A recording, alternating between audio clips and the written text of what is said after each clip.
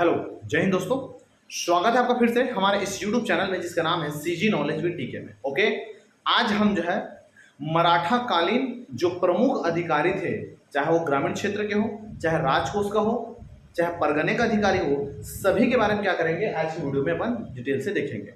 ठीक है भैया, इसमें प्री के साथ साथ याद रखना आपके मेंस में भी क्वेश्चन पूछ देता है कि इस फला विभाग का कौन फला अधिकारी था। ठीक है, तो आज का जो वीडियो है ये कुल मिला के पूरा रट्टा है, रट्टा वीडियो। ठीक है, रट्टा, इसमें कोई कॉन्सेप्ट अगर बोलोगे तो नहीं है। ये अधिकारी है तो है, खत्म कहानी। ठीक है, तो चलिए शुरू करते हैं। कौन सा आपका छत्तीसगढ़ में, छत्तीसगढ़ के जो आधुनिक इतिहास है उस आधुनिक इतिहास में मराठा कालीन जो प्रमुख राजस्व या प्रमुख जो अधिकारी थे उसके बारे में आज अपन डिटेल से देखेंगे। ठीक है जी, तो चलिए तो शुरू करते हैं। कौन सा आपका वीडियो जिसमें हम देखेंगे प्रमुख अधिकारी। पहला जो याद ना अधिकारी है, उस अधिकारी का नाम क्या है? उस अधिकारी का नाम है आपका सूबेदार। क्या नाम है? सूबेदार।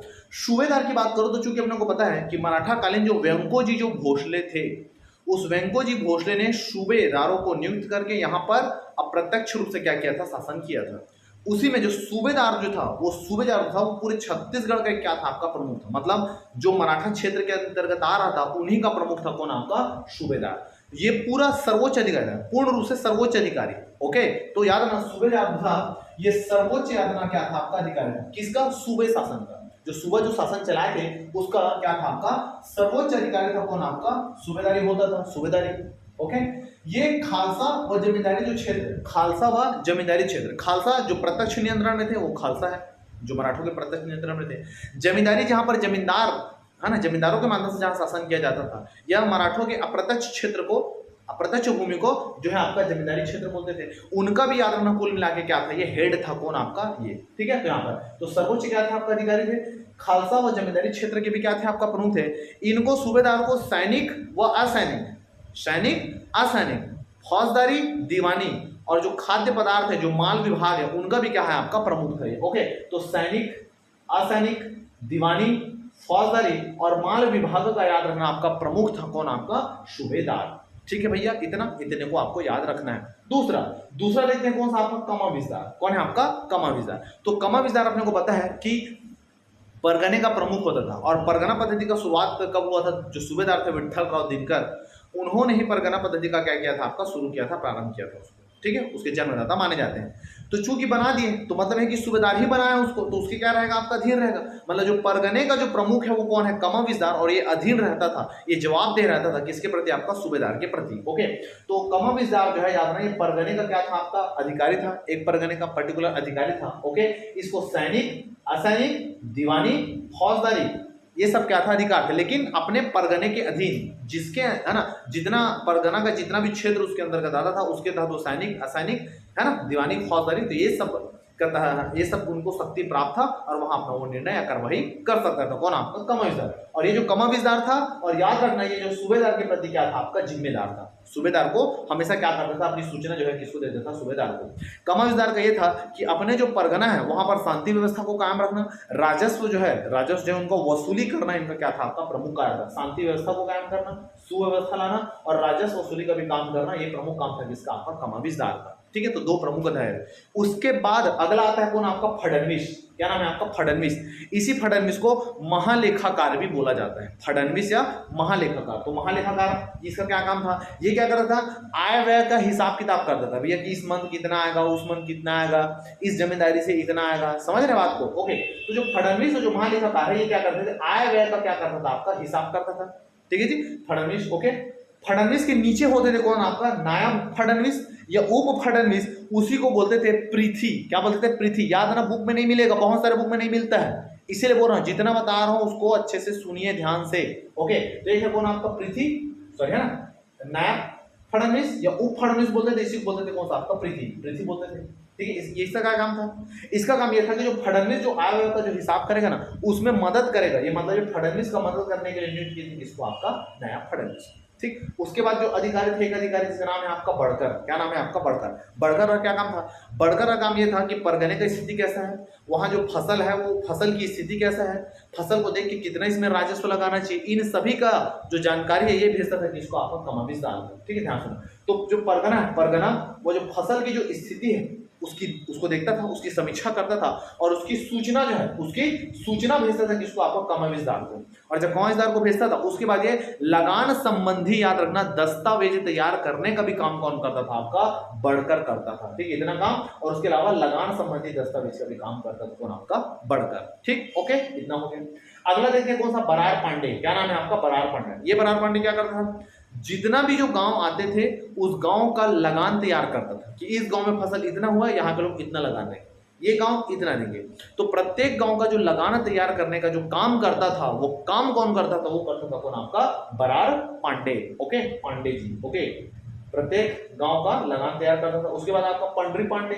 एक देखे पंडरी, जो कर बताया था, पंडरी कर, ये गैर कृषक वर्ग से लेते थे, है ना, बता दिए थे इससे पहले वाली वीडियो में। ओके, तो पंडरी पांडे जो है, याद ना, ये मादक पदार्थों के आय व्यय, है ना, आय का हिसाब करता है कि भैया, है ना, मादक पदार्थ मतलब यह है कि जो भी नशा चिट्टी वगैरह जो है उसमें से इतना इसमें आय हुआ है, इतना राजस्व अपने को प्राप्त हुआ है, उसका जो प्रमुख अधिकारी कौन था, आपका पंडरी पांडे। याद ना, ये पंडरी पांडे है और वो पंडरी कर है ना। ठीक है, थोड़ा देखिएगा। ओके, तो मादक पदार्थों का से जो आय होता था उसका हिसाब किताब करता था कौन, आपका ये पंडरी पांडे। अगला देखते हैं प्रमुख अधिकारी, पोतदार। क्या बोलेंगे, पोतदार, या इसी को बोलेंगे खजानवी। पोतदार या क्या बोलते हैं, खजानवी इसको बोलेंगे। ये क्या करता था, राशि का हिसाब करता था। राशि का हिसाब मतलब कितना पैसा आया, है ना जी, राजकोष में कितना पैसा आ रहा है उसका हिसाब करता था। इसीलिए इसको राजकोष का प्रमुख अधिकारी किसको बोला जाता था, तो याद रखना, बोलते थे किसको, आपका पोतदार को। राजकोष का प्रमुख अधिकारी कौन था, आपका पोतदार, इसी को खजानवी भी बोलते थे। ठीक, ये हो गया। दूसरा, अमीन। दिख नहीं रहा होगा, चमक रहा होगा, लेकिन बोल रहा हूं मैं, सुन रहा है ना तू, समझ रहा बात को जी। ओके, तो अमीन, अमीन जो है ये क्या करता है, ये कभी दाहन कमाविज जो दान थे इसका मदद करता, छोटे छोटे काम में मदद करता था कौन, आपका अमीन। ये जो है अंग्रेजों द्वारा, याद रखना, सृजित क्या था, ये पद था, अमीन का पद। ओके, और अमीन जो है इसके नीचे रहते थे कौन, आपका पंड्या। अमीन के कार्य सहायता, अमीन की मदद करने के लिए नियुक्त किए थे किसको, आपका पंड्या को। तो अमीन और ये पंड्या, ये दोनों पदों का सृजन किए थे किस लोगों ने, आपका अंग्रेजों ने इन पदों का सृजन किया था। ओके, अंग्रेजों द्वारा याद रखना क्या है, आपका सृजित पद है अमीन और पंड्या।